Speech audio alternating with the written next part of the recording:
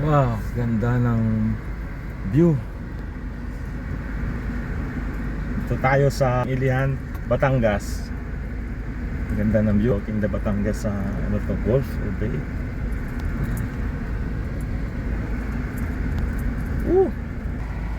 Yan.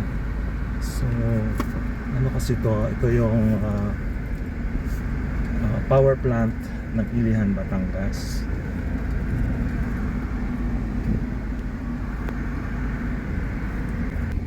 Yan, palabas na tayo sa exit. So, binigyan tayo ng pass. So, susuli natin yung pass. Get pass. So, ayan. Salamat. Okay. So, papunta na tayo. Matarik tong kinalagyan ng kanilang office sa site. Tataas. Driving.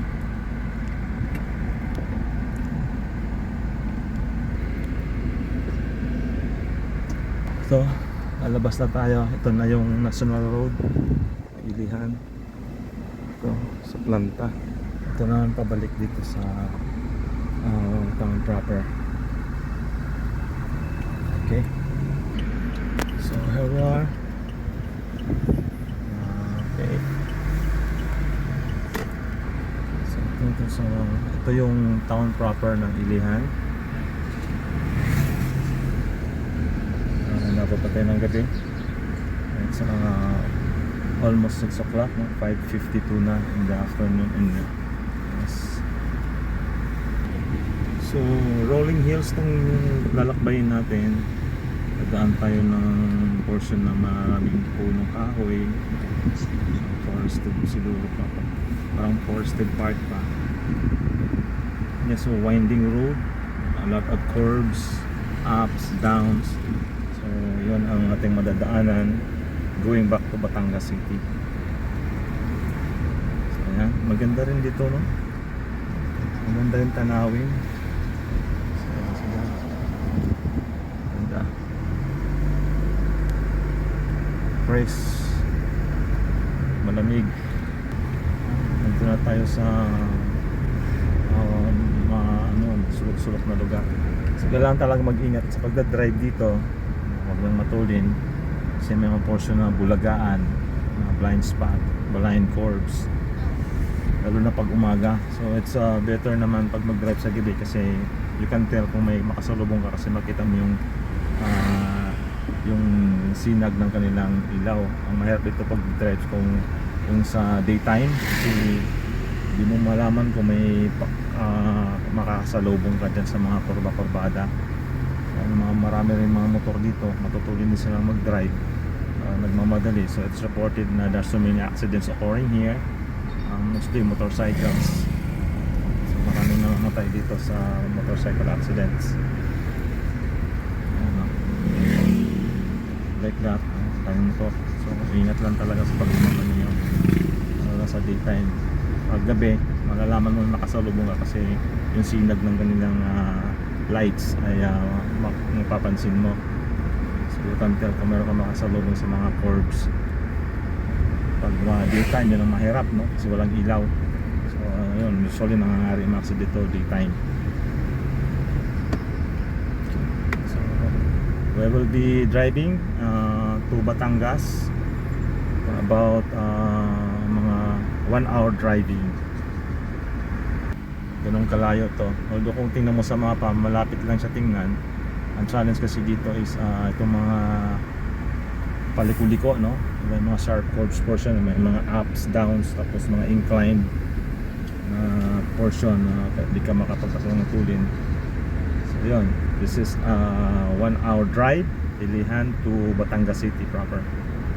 We're going home na. Pabalik na tayo sa Metro Manila. Yes. Magandang senaryo dito kasi yung mga sceneries dito maganda kasi nasa tabing dagat lang siya. Ito, paakyat tayo, then may portion doon na overlooking the sea. Ang ganda, no? Maganda siya. Kung daytime makita mo yun talaga. Ngayon magdidilim na, so hindi natin na abutan yung ng araw, paglubog. Ganda siguro dito ang sunset. Okay. Ito sa taas na ng hill, medyo may plateau, so flat siya. Then eventually meron na naman dyan incline, yung going up, no? You're climbing the hill. Medyo matarik. Yung portion doon malapit sa planta, may oil depot, napakataas doon, no? Steep yung kanyang incline. So ito, nandito yung ano ba to? Ba't may antenna dyan? May radar at lighthouse. Radar siya, ano? This is what you call this? Retreat house. Pero nandito yung radar, telecommunication siguro to ng mga barko na dumadaong dito diyan sa mga planta at saka sa oil depot. Yan. So dandahan lang tayo dito sa mga sharp curves. Ito palusong to. It's very steep, no? Matarik. Dandahan lang tayo kasi baka di natin matansya yung ating makasalubong. Ayan, winding road. Yung speed natin naglalaro lang sa 30 to 50, 40, no? Bihira tayo maka 50 dito, mga 40, 30 and 40 lang yung speed natin. Bagal lang tayo dito kasi mahirap, no? Tansyahin yung kurbada. Kung wala tayong makasalubong pwedeng matulin, but in this case na nagkabulagaan, so it's better to drive at a minimum speed of 30. The fastest is 50. Mapansin mo ang speed limit lang pala inalaw dito ay ano lang 40.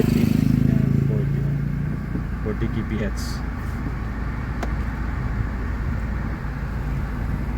Kasi may mga curves na tendency kapag matulin ka ay will be thrown away. So ito may Playa Montana Hotel. Ayan, may hotel dito. Playa Montana. So okay to drive na manual car. So it's okay to drive. So it's okay to drive naman dito na naka-automatic ka. So it's better if you have a manual, no? If you can shift it to manual control. Minsan kung automatic meron naman yung manual, yung sa diyan sa D meron diyang portion na ano, kaya ganito, no? Diyan, ikabit mo lang to sa ano ba yan? Ano ba yung katabi ng D? Di ba manual yan? Gamitin mo lang yung manual drive para makontrol mo yung ano, driving. Ayan.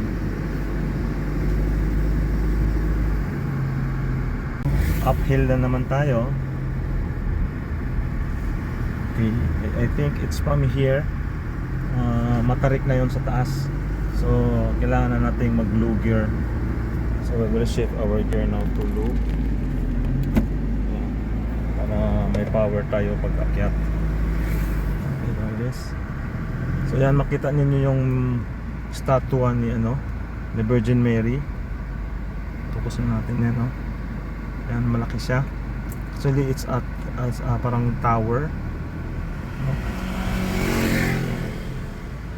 Motor na kasabay natin. Malaki siya. Yan. So napakataas na, mataas siya, no? It's towering. I think mga ilang story ba to? 1, 2, 3, 4. It's 8 story or 10 story tall. Ano siya? Sa Ilihan, Batangas. Here she is.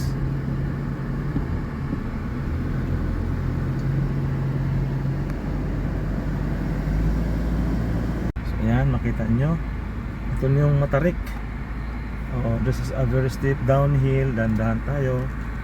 Speed lang natin is 10. So very steep downhill. Overlooking the sea. So, nakakatakot ito mag-drive pag matulin ka.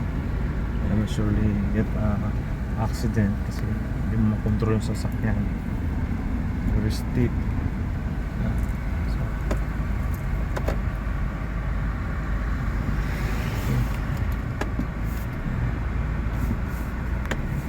portion na sa tabing dagat talaga, ano, so, seaside na. So, dito na tayo malapit sa planta. So, sa may depot. That. Nice place. Dito sa Matarik, no? Going uphill na.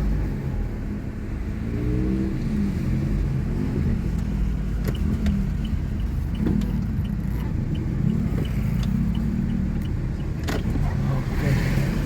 Dito tayo. So, this is uphill. Napakataas niya. I think this is 35 degrees. 35 to 40 degrees up. Akit tayo. Okay. So, gamitin natin yung manual gear, low gear. So, yan. Overlooking the power deck. So, ano siya, no? Parang yung sa planta ng, I don't know, sa planta ba to ng energy or oil processing plant. Very bright.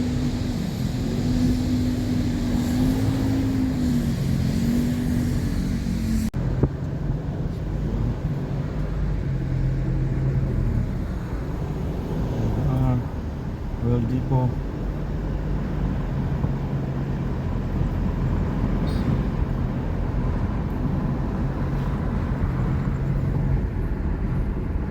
Okay, putulin ko na to para makapag-drive tayo ng maayos. So we're now on top of the hill and going down, then later on akit na naman to. May biglang paliko, may mga sharp curves. Oh, ganda siya. Winding road, so winding.